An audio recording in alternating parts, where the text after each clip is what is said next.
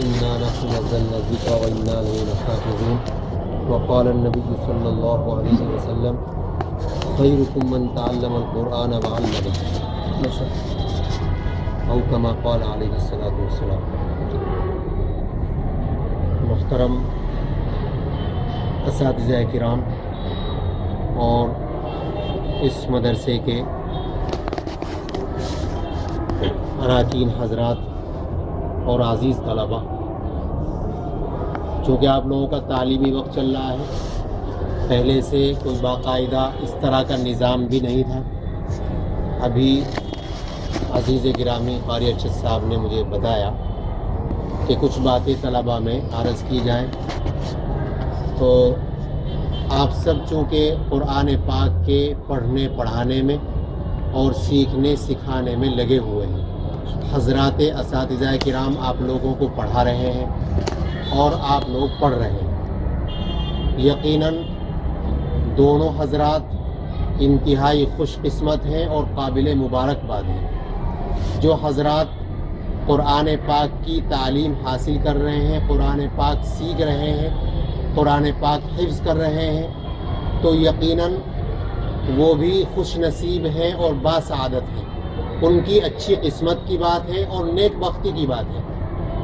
اور جو حضرات قرآن پاک سکھا رہے ہیں، معلم اور مدرس ہیں، تو یقیناً وہ حضرات بھی انتہائی خوش قسمت اور سعادت مند ہیں۔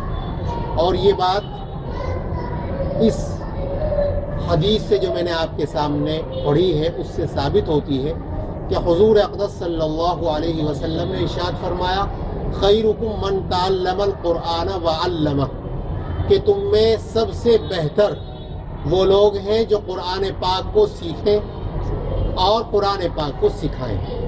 من تعلمہ یعنی جو متعلم ہیں، طلبہ ہیں، وہ سب سے بہتر، اور جو سکھا رہے ہیں یعنی معلم ہیں، اساتذہ ہیں، وہ سب سے بہتر۔ اس لیے آپ حضرات انتہائی نیک نیتی کے ساتھ اور خالص جذبے کے ساتھ آپ لوگ قرآن پاک سیکھیں، اور اس نیت سے سیکھیں کہ قرآن پاک پڑھنا اور اس کے بعد حافظ بننا اور قرآن پاک کی خدمت کرنا، یہی انشاءاللہ ہمارا مقصد ہوگا کہ اللہ رب العزت ہم سے قرآن پاک کی خدمت لے لے، قرآن پاک کی حفاظت اور قرآن پاک کی اشاعت، اس کو پھیلانا۔ یقیناً یہ اللہ تعالیٰ جن بندوں کو چاہتا ہے ان کو منتخب کرتا ہے اس کام کے لیے۔ بہت سارے لوگ ہیں کہ جو باقاعدہ پڑھ لیتے ہیں، پڑھنے حافظ بھی بن گئے، اور اس کے بعد بھی وہ لوگ محروم رہتے ہیں اس خدمت سے، اور ان کی لائن بدل جاتی ہے اور وہ چھوڑ دیتے ہیں مکمل طریقے سے۔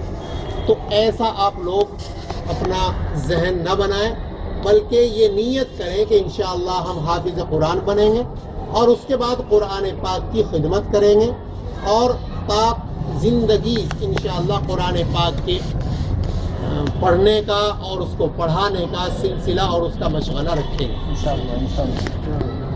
اللہ رب العزت نے قرآن پاک میں ارشاد فرمایا انا نحن نزلنا الذکر وانا لہ لحافظون، بے شک ہم نے قرآن پاک کو نازل کیا اور ہم ہی اس کی حفاظت کرنے والے۔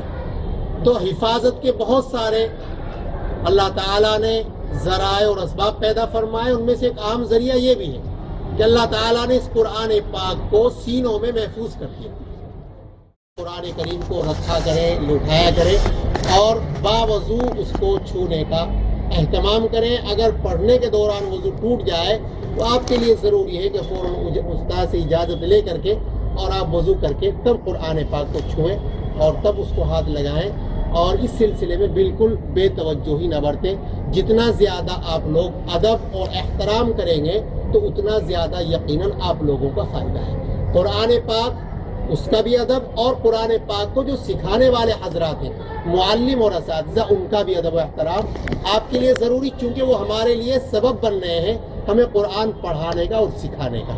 اس لیے جن حضرات نے ادب کیا اللہ تعالیٰ نے ان کو نوازا، اور جن لوگوں نے بے ادبی کی، خواہ کتاب کی، قرآن پاک کی یا اپنے استاذوں کی، تو وہ ہمیشہ محروم رہے۔ با ادب با نصیب کہ جن حضرات نے ادب کیا اللہ نے ان کو نوازا، اور جن لوگوں نے بے ادبی کی اللہ نے انہیں محروم رکھا.